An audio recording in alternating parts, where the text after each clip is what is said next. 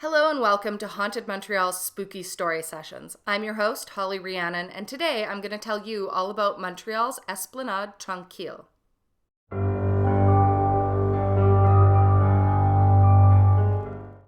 With over 500 documented ghost stories, Montreal is easily the most haunted city in Canada, if not all of North America. Haunted Montreal is dedicated to researching these paranormal tales, and our channel brings you new videos in both French and English every second Saturday. Today, we examine Montreal's Esplanade Tranquille, a newer public square that is already rife with paranormal activity. Once the site of a revolutionary bookstore, the Esplanade must now contend with its turbulent artistic and cultural past. But before we get into today's story, please remember to like, subscribe, and hit the bell button so you get notified every time we have a new tale to share. And hey, if you're already subscribed, a big thank you and welcome back. We're so happy to have you. Now, without further ado, let's get spooky.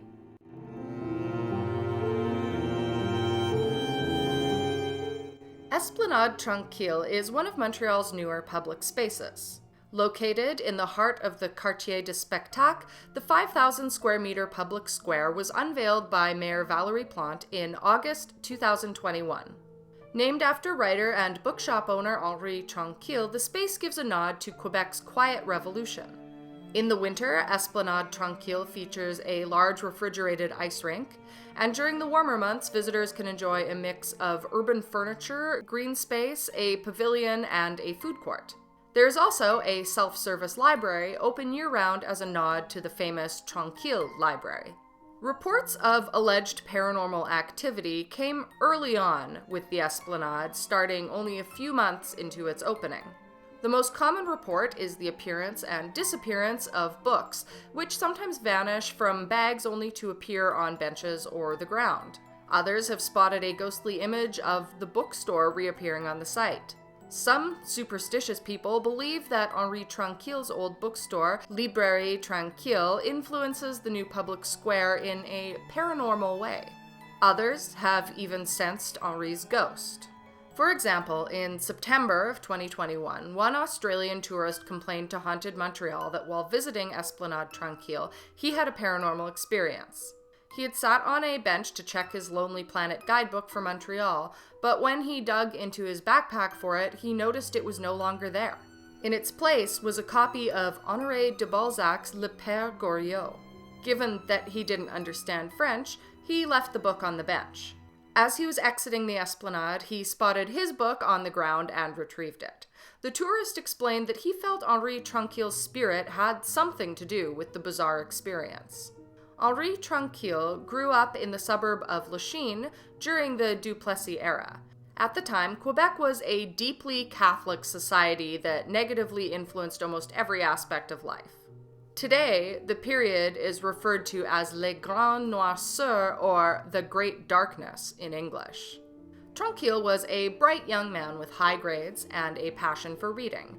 Impressed, the Catholic Church thought that he was a good candidate to become a priest.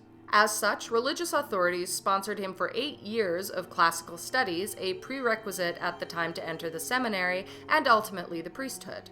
Tranquille studied such topics as Latin, syntax, rhetoric, philosophy, poetry, and literature.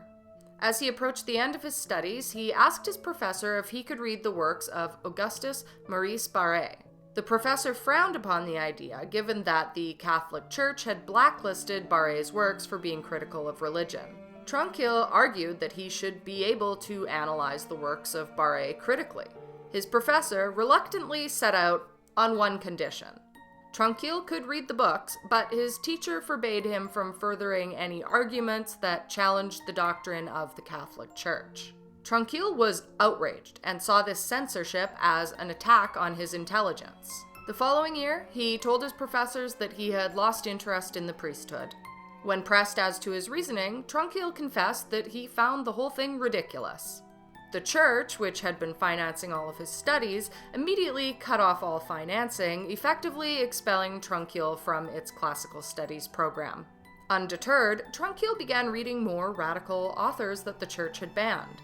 As his anti-clerical sentiment flourished, Tranquille dreamt of opening his own bookstore, a place where nobody could tell him which books were permissible or not. He envisaged a gathering place where freedom of expression reigned supreme. On October 30th, 1937, Tranquille opened his first bookstore, Librairie Françoise, at 61 Ontario Street West. He began to associate with radical artists, intellects, and bohemians as he struggled financially to keep the bookstore afloat. It was not uncommon for Tranquille to live and sleep in his shop despite inadequate heating. He proudly sold books that were blacklisted by the Catholic Church. As the years passed, Tranquille would open many bookstores in succession as his older ventures failed. These included Librairie Hollywood, Librairie Lilliput, Librairie Menard et Tranquille, and Librairie Tranquille et Boucher. Tranquille often squabbled with his business partners when they did not see eye to eye over how the bookstores should be run. His personal motto was exactitude before all else, and arguments would often break out over lazy employees and others who would loiter all day long inside the shops. Tranquille wanted to open a bookstore branded with his name only. He imagined Librairie Tranquille as a place not only to sell books, but as a lively cultural venue that would feature events where ideas could circulate freely. During his search for a new store, he found an opportunity to purchase the English-language blurry books at 67 St. Catherine West, located below the Blue Sky Bar. Tranquille seized this opportunity, realizing that the central location was ideal for his plan. He negotiated the sale and then began moving in his large hoard of books. Finally, in May of 1948, he opened Librairie Tranquille as the sole proprietor. Located on the southernmost portion of today's Esplanade Tranquille, this bookstore would prove to be his most successful. Indeed, the events that unfolded within Librairie Tranquille would go on to help trigger Quebec's Quiet Revolution. On the opening day, May 8th, Librairie Tranquille hosted a vernissage with the paintings of 20 artists displayed above the bookshelves. The day marked a new way of doing business, a bookstore that also included art display, literary discussion, book launches, and other cultural activities. Librairie Tranquille was an immediate success, and soon many of the most avant-garde artists and intellects were participating in the bohemian establishment. People began to refer to Henri Tranquille as Monsieur Livre, or Mr. Book in English. The bookstore's most famous moment occurred mere months after opening. On August 9, 1948, it launched 400 copies of a controversial manifesto called Refus Global, or Total Refusal in English. Refus Global originated from a group called Les Automatistes, led by anarchist painter and professor Paul-Émile Bourgeois. This group created abstract paintings inspired by French surrealists and also scorned the conservative academic teaching that was widespread in Quebec at the time. These avant-garde artists were mostly anti-establishment and anti-religious. The principal essay of Refus Global was written by Paul-Émile Bourgeois and signed by 15 other artists. It included texts by Bruno Cormier, poet Claude Gouvreau, painter Fernand Leduc, and François Sullivan. The manifesto was illustrated by Marcel Barbeau, Paul-Émile Bourgeois, Marcel Ferrand-Hamelin, Pierre Gouvreau, Jean-Paul Mousseau, Jean-Paul Riopel, and Maurice Perron. Other signatories included Therese Renaud, Madeleine Arbour, François Riopel, Muriel Guibault, and Louis Renaud. The manifesto advocated a strong need for liberation, preferably resplendent anarchy. Refus Global also anticipated the coming of a new collective of hope. It was a cultural time bomb that finally exploded in Quebec's deeply Catholic society. Refus Global scandalized authorities, religious figures, and the press. They condemned and censored large parts of the manifesto and venomously attacked the signatories. Bourgeois was singled out and subsequently lost his job as a professor at École des Meubles de Montreal, a position that he had held for over a decade. Traumatized and unemployable in Montreal, he went on to self-exile into the United States with his family.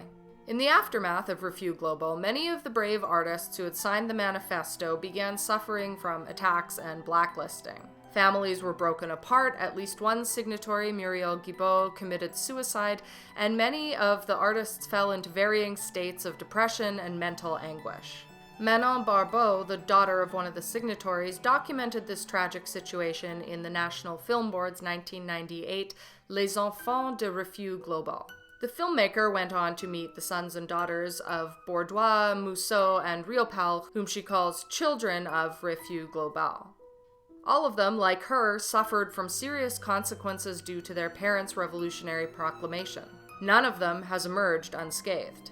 In any case, it is widely agreed that the Refus Global was a major trigger for Quebec's Quiet Revolution. Essentially, the provincial government took over health and education sectors from the Catholic Church and nationalized key resources such as banking and hydroelectricity. This ushered in the modern era where French would be the predominant language. The Catholic Church was widely discarded in favor of a more secular stance, and Tranquille's work at demanding freedom of expression was instrumental in these profound changes in Quebec society. On January 19, 1973, Radio-Canada's 24-hour news released an interview with Henri Tranquille in his bookstore, which we've linked in the description down below for you to check out. It is in French only. Just over a year later, in May 1974, Tranquille found himself in serious financial difficulty and moved his bookstore to 4511 Saint-Denis. Unfortunately, his old clients did not follow, and soon his new shop was often empty as the bills piled up. In May 1975, he relocated for the last time to 434 Montreal East. Again, he did not attract the customers he needed to keep his bookstore afloat, and 3 months later he declared bankruptcy. The once famous Librairie Tranquille was taken over by a grocery store. The grocery store's owner sold off Tranquille's treasure trove of 17,500 books, among many other important documents, to Librairie René Lyon for a mere $150. It was the end of an extraordinary era for Henri Tranquille. Over the next several decades, Tranquille would continue his work in Quebec's literary scene and won the prestigious Fleury Mesplet Prize in 1996. He was inducted into the National Order of Quebec 3 years later.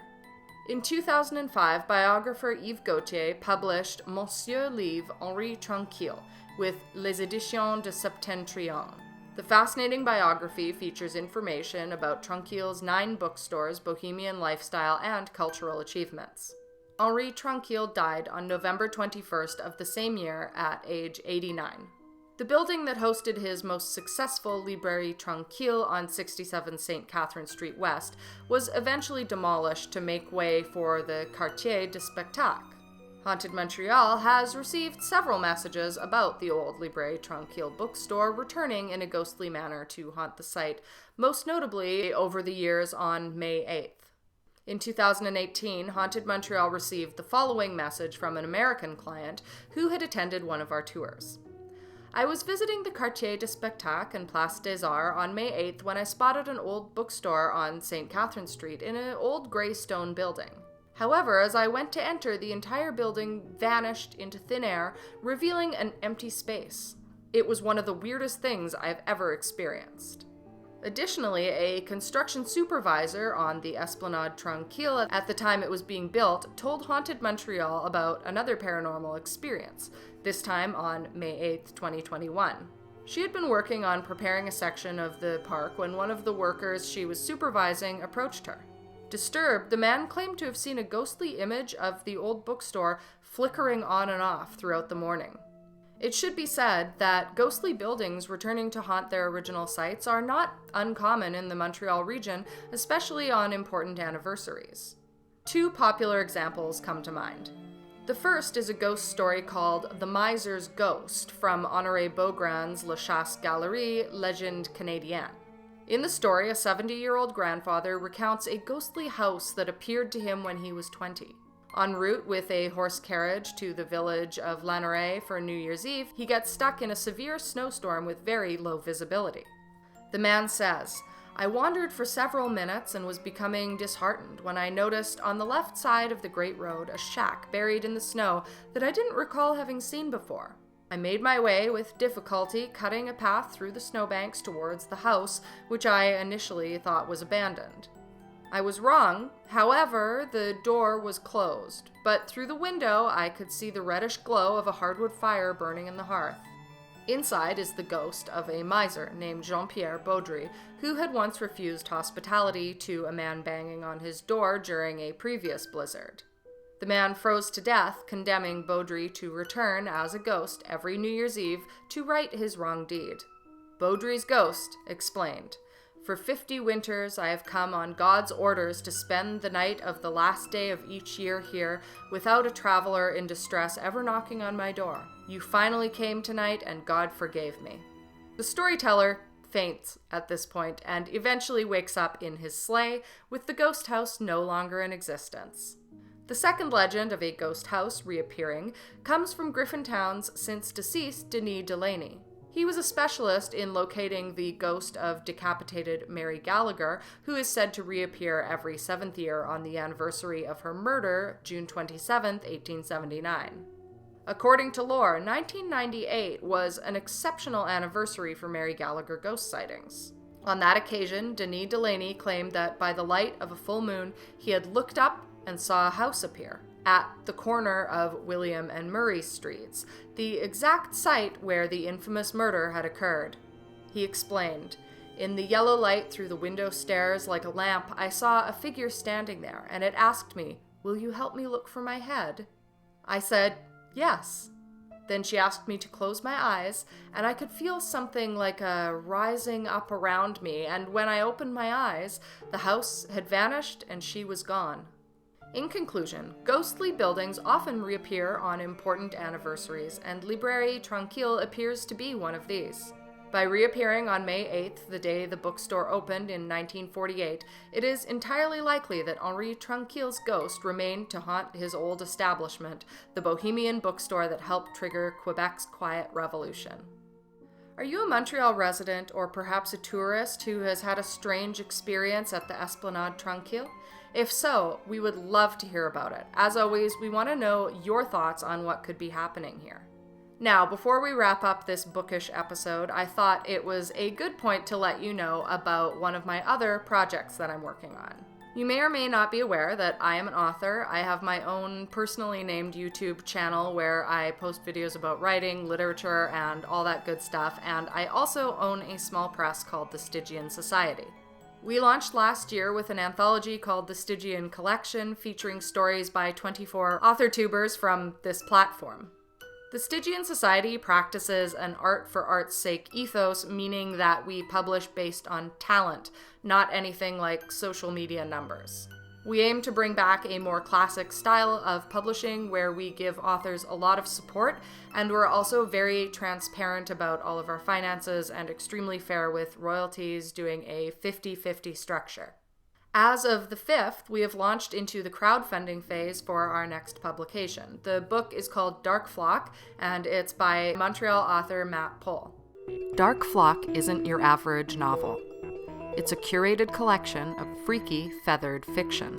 From post-apocalyptic birding expeditions to eerie encounters with surreal avian forces, each story in this collection will leave you questioning reality. Join characters as they navigate through twisted narratives set in Denmark, Korea, and beyond, where the line between the natural and the supernatural blurs. With a blend of mystery, dystopia, and paranormal, Dark Flock promises to captivate readers with its unique concepts in Matt Pohl's world of Twilight Zone birding. So, if you have a moment, please click the link in the pinned post to take a look at this project. It's very close to my heart, and I think everyone watching this channel will really love this read. With that, thank you so much for stopping by. If it's your first video, I really hope you'll stick around for the next one. We post videos in both French and English every second Saturday. If you'd like to learn more about the organization founded by the talented Donovan King, it's all listed in the description down below, along with links to purchase tickets to in-person haunted storytelling experiences. Remember to like, subscribe, and comment. I'll be back with a new video in a couple weeks, but until then, stay spooky.